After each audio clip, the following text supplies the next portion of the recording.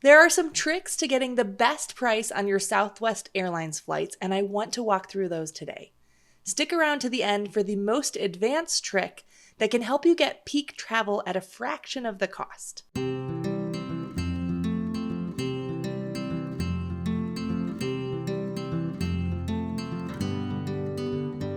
Welcome back to Points for Normal People. I'm Katie, and I believe travel isn't just for the rich. I'm here to share easy-to-follow tips to help you supercharge your travel points so you can pay for entire vacations every year. We've been flying Southwest for over 10 years, and over time, we've gleaned some tricks to getting the best prices that we can on our flights. These strategies can help you stretch your points further so that you can travel even more with the points that you earn. Before we get into the strategies, there is some background knowledge you need to know about Southwest's prices and booking process. First, it's important to understand that Southwest ticket pricing is extremely volatile. Prices can go up and down every day. There are statisticians whose job it is to maximize revenue for Southwest, so they are going to do their best to do that. And because Southwest uses dynamic pricing for its points tickets, you see all the same pricing variations as you do with cash tickets. Now, some airlines have dynamic points pricing that isn't necessarily tied to cash prices. But with Southwest, it is tied to cash prices. That means that when a cash price on a Southwest ticket goes up, the number of points to book that ticket would go up proportionally. And because pricing is ever changing, the price on any given route can change up and down a lot. This is ultimately a good thing because Southwest also allows you to change your ticket for free. This is the second important piece of background knowledge to understand. If your ticket has dropped in price and you paid with points, you can essentially click through and change your ticket to the exact same route, and you'll get a refund of any difference. This is one reason we love paying with points on Southwest. It makes it so easy to get these refunds back to our account when ticketing price changes. With your Southwest points, you can pay for a Southwest ticket for anyone, not just yourself. And if you cancel that flight or change it for a refund, even if it was a ticket for someone else, you just get those extra points right back into your account again. If you pay for a Southwest flight with cash, this still applies. You can still change to the same flight and get a refund for the difference, but you'll get travel funds as a refund rather than a straight cash refund. Now, the good thing is that travel funds don't expire, but it's still your money being tied up as a travel fund. And those travel funds are tied, at least initially, to the person who had the ticket in their name. We'll talk about how to optimize this change policy throughout this episode. One more pretty unusual thing about Southwest that's important to understand for planning purposes is that they release their booking calendar in chunks, and you can't book super far in advance. Most other airlines let you book flights out about 330 days in advance, and this is on a rolling basis. So every day they add one new day of flight schedules, and you can book about 11 months in advance. But Southwest does things a little differently. As I record this, for instance, it's mid-October, and Southwest has flights available to book only through June 4th of next year. Their website says that on October 30th, they will open their schedule for sale for 2 more months, through August 4th of next year. That means you can't plan quite as far ahead as you can with other airlines. So that's the background information. That's what we're working with. First, that Southwest uses dynamic pricing for points tickets that will mirror the cash price of tickets. Next, that Southwest lets you change tickets for free and get a refund if the price has dropped. And third, that Southwest's booking calendar opens in chunks rather than on a rolling basis. So first, let's talk about the best time to book a flight. You may have heard, and you may still believe, one of the biggest myths in cheap flights, which is that you should wait to buy your tickets till it is Tuesday. Now, from what I've heard, this stems from the early internet days. Back in those days, airlines would load prices into their websites once a day, and sometimes they would load lower prices in on Tuesdays. But we're not in the early internet days, we're in the 2020s, and airlines are constantly pricing and repricing their flights. This is a myth. I wish it wasn't. It would make my life easier. But buying your ticket on a Tuesday isn't going to help you get the cheapest price. Now, it is typically cheapest to fly on a Tuesday or a Wednesday, But the day of the week that you're sitting down to book your ticket is not really a factor. Some people swear by booking their Southwest tickets the day that the new schedule is released. So they might be sitting at their computer early on October 30th, ready to book flights for next summer when the next chunk of Southwest's schedule opens up. And I don't doubt that this works for some people in some routes. I think it's certainly worth keeping on your radar as an option. In fact, I booked some tickets to Hawaii on the day they were released for spring break, and we got some pretty decent fares. And since then, I've only seen the tickets go up and up in price. But most of the time in my market, which is Chicago, the tickets released on that very first day are really, really high. The day the tickets for Thanksgiving were released, it was 70,000 points one way, just one way from Costa Rica back home to Chicago when we need a flight. Now, going over a holiday can always be a bit crazy on a route that has limited flights. But right now we're about a month out and the same tickets are down to 39,000 points. It's still really expensive, yes, because this is holiday travel. But at least it came down almost 50%. So if I had booked on the day the schedule was released and never looked back, I would have definitely overpaid for this ticket. I noticed the same thing on tickets to Cancun. When the winter tickets to Cancun were released from Chicago to Cancun, they were 40,000 points each way. Now they're down to about 13,000 points each way, even on the nonstop flights, even on the weekends. So those are just some examples of how volatile the pricing can be. So I definitely think it's worth checking flight prices when the schedule opens up.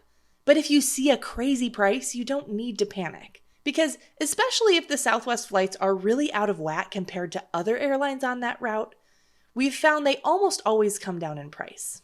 So that's the first tip. Check when new dates on the Southwest schedule are released. But don't panic if prices seem really, really high. Now, if your dates are at all flexible, it's really helpful if you use the low fare calendar on the Southwest website. And I mean use it from your computer. The app lets you see a few days at a time, but the low fare calendar shows you a whole month at a time. So if you're just looking for a weekend trip to Denver, for instance, you might find that going on a different weekend or adjusting your flights by a day might save you a lot of points. So tip number 2 is just that. Use the low fare calendar to find cheaper dates when you have flexibility. It's by using those 2 tips in conjunction with this next one that really help us get consistently good prices. I think one of the most important things that you can do to get the best price on Southwest is to be aware of flight prices and rebook as soon as your flight drops in price. Southwest runs a lot of sales, and some of these are true sales where a lot of flights drop in price. But flights also drop and raise all the time on their routes without official sales. So if you get an email from Southwest about a sale or you see a notification about a sale, it's definitely worth checking to see if your flight has dropped in price. But again, there are plenty of unadvertised price drops too. Anytime you have a flight booked and it drops in price, you can rebook it and get a refund for the difference. You can also do this multiple times. I will link in the show notes a blog post that walks through the screenshots step by step of how to do this. But as a quick overview, you'll be going to your Southwest account and pulling up your reservation. You'll need to be in the account of whoever actually booked the flight with their points. So if we used Micah's points to book our tickets, I need to be logged into his account in order to do this. When I find the trip I want to check, I'm going to select it and say I want to change it. This prompts you to search for the flights again. You could change dates, but you can also leave the dates the same. They will default to the exact same dates that you already have.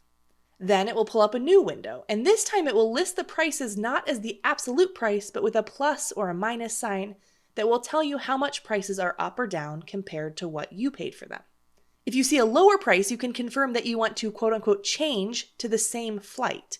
You should see a negative number. If you don't see a negative number, you don't want to make that change. And then as you keep clicking to confirm, you will eventually see the points credited back to your account. A little side note here with a tip is that we often tend to book one-way flights instead of round trips with Southwest in order to make it easier to manage these price changes. Unlike some other airlines, Southwest really doesn't give a discount for a round-trip ticket.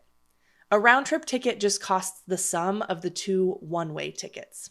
So there isn't an advantage of having a round trip versus a one-way. Now, this isn't always true of other airlines. Like if you're flying to Europe, usually a one-way is hardly cheaper than a round trip. So buying a round trip almost always makes more sense. What happens with Southwest is if you have a round trip ticket and one half goes down in price and one goes up, it's just that you need to take a minute to backtrack. You can still get a refund for the half that went down in price. This happened shortly after I booked our Hawaii flights, which I did against my own advice as a round trip. I was checking the prices and realized one way went up and one way went down. So I had to go back to a previous window and make sure the box was checked that I only wanted to change one half of my trip, not both halves. It just takes an extra minute to back up a few steps. Does that make sense? If you book as two one-ways, it's just a little bit more straightforward when you go to check the pricing and then change it. If you forgot what you paid for a flight, you can have Southwest resend your receipt, but this also really is only clear for a one-way flight. With a round-trip flight, they will send you a lump sum for the round trip, so it doesn't help you easily figure out what you paid for each half directly. Rebooking your Southwest flights when prices go down is key to getting good prices, but you don't want to check every day. There is a way to slightly automate this process of knowing when your Southwest flights go up and down in price. It's not a perfect system, but it helps. It's definitely helped me save points this year. It's only become possible this year because now Southwest has allowed Google Flights and Kayak to show Southwest flights on those websites. Both Google Flights and Kayak also allow you to track flight prices for free and can help notify you as prices go up or down. If you want to use these tools to help notify you if prices drop, here's how to set it up. The day that you book a flight, you should go to Google Flights or Kayak and search that same route. Make sure you set up the filter to only show Southwest. And then you can toggle on the switch to track that specific route on that day. From then on, you will get notified if the price changes. Now, you probably paid with points, but since points prices are tied to cash prices, any changes in cash should be reflected in points. The problem with Google Flights is that you can't set up a baseline price based on what you paid. So it will tell you anytime the price changes. Then it takes that new price as the baseline price. If you've gotten a few emails and you don't remember what price you booked at, it isn't as helpful. So a very simple step you can take is just to make a note of the cash price on the day and route you booked, even just a note in your phone, so that you have an easy comparison when you get a Google Flight Price Alert email. When you put all of that together, you can have a fairly streamlined system to help you get a good price on your routes. You'll check for prices when the schedule's released. You'll use the low fare calendar if you have any flexibility.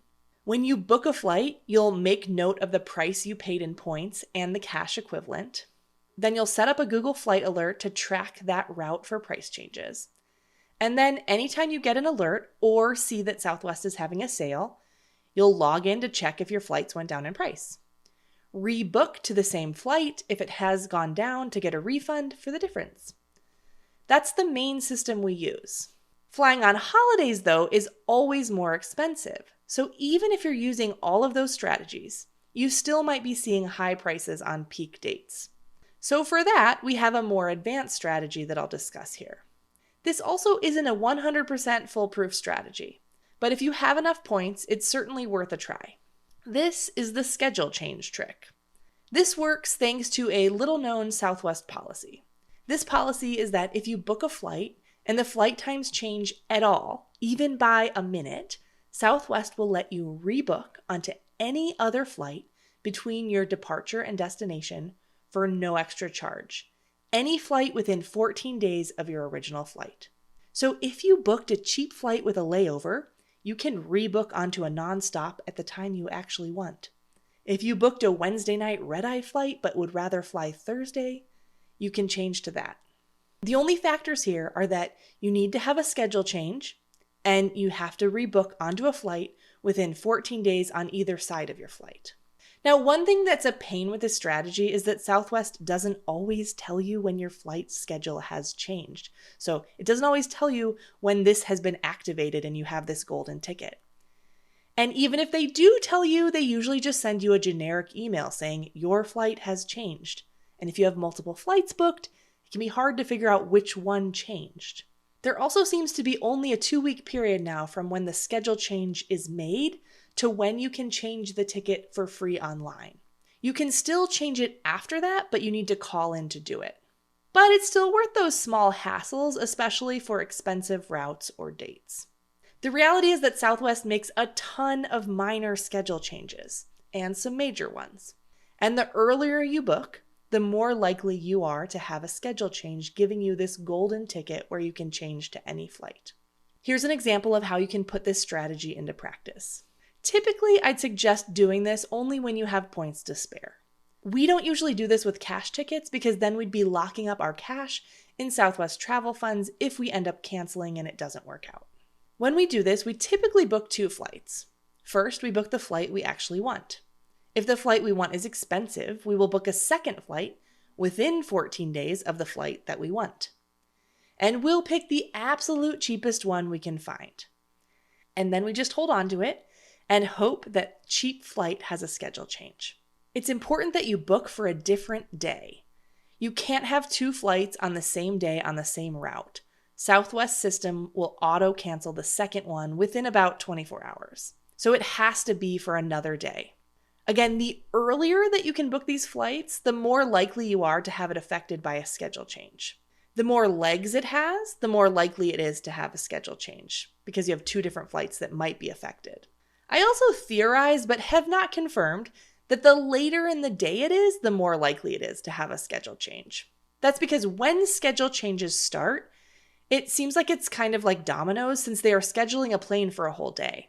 So if a plane gets to Denver 1 minute later, that means its next flight is 1 minute later or more, and so on. This is always a gamble, but there's no real risk if you have points to spare because if your flight doesn't get a schedule change, you'll just cancel it and get your points back and then continue on with your expensive flight. We were able to use this last year to get really cheap tickets to Mexico, but so far have been unsuccessful with our trip to Costa Rica. So for me, I have a cheap flight on the way home from Costa Rica that I've been hoping we get a schedule change on, but we haven't yet. If we do get a schedule change and I get that golden ticket, I would then look up that cheap flight and log in to change that cheap one that just changed its schedule. I should at that point see that any flight within 2 weeks should show as 0 points to change to it. If it didn't, and I know I had a schedule change, I would then call in to ask an agent to book the change for me. Southwest's customer service agents are really some of the best. They are generally very friendly and really helpful. So I would change that flight to the one I actually want. And then only after that is confirmed would I go back and cancel any other flights I had booked. The risk factor here is minimal if you have the points to float to try for a schedule change. But you do have to remember to cancel your flights if it doesn't work out. You'll need to cancel at least 10 minutes before your flight departs in order to get a full refund. I want to mention a few more quick tips, and then I'll review some action steps and habits you can establish to help you keep getting these cheaper Southwest flights. If you have a companion pass, we often wait to add our companions till a few weeks before the flight. That's because anytime your flight drops in price and you want to change to the new price, you'd need to cancel your companion's ticket, then make the change, then add them back on. It takes about 5 minutes, so it isn't too bad, but I just find it annoying. If I'm traveling at a peak time, I do usually add my companion right away though, in order to make sure that the plane doesn't sell out. But if not, I'll just wait to make those pricing changes easier. If you're worried you'll lose your companion spot with canceling and rebooking, you can always call Southwest and they can make the change for you and they will give you a refund that way. If you're paying with cash, it's worth noting that you can often buy discounted Southwest gift cards at Costco and Sam's Club. The cheapest seems to be about $430 for a $500 gift card, and that's often available around Christmas time. You should also check your Chase cards as many of them occasionally include offers for 10% cash back on southwest.com when you're making any purchase. Let's review the steps you can take to give yourself the best chance at the cheapest tickets. First, check prices as far out as you can to see if you can find a good price. It's worth checking when flight schedules are released, but don't panic if they're super high. Next, use the low fare calendar to help you find a decent price for your route. Right after you book, I recommend that you make a note on your phone or in a notebook of the cash price that was equivalent on the day that you booked. This will make it easier to track those price changes. Also, right after you book, set up flight price tracking with Google Flights to be sent to your email. If you have points to spare, and especially if your flights are expensive, use that low fare calendar to find the cheapest flight you can within 14 days of the flight that you actually want. Monitor that cheap flight for schedule changes. Anytime you see a sale, or as often as you feel like, you can check Southwest's site to see if any of your flights have gone down in price. While Google Flights should automate this, I know a lot of people just like checking regularly just in case. Book and rebook as often as you're able to. The action step today is more just about making a simple plan to start these habits so you can help get yourself cheaper flights. The most important one is to establish a system to check and recheck for price changes. You can do this manually, maybe you'll check every Monday. Or you can do this by setting up a Google Flight Alert every time after you book a ticket. Either way, I also suggest you get in the habit of keeping a record. A simple way would be notes on your phone of what you paid in points, the flight times, and the cash price the day you booked. This will give you an easy reference to see if there's been a schedule change or a price change. If you're new to a Companion Pass, I'm also going to link a YouTube video I have on Companion Pass booking tips, because while it is fairly easy to learn how to use those Companion Passes well, it's not always intuitive right at first. I'll also link in the show notes some posts that have step-by-step screenshots of rebooking flights. Thanks so much for spending time with me today. I look forward to seeing you next time, where we will continue to unlock these secrets of travel points together.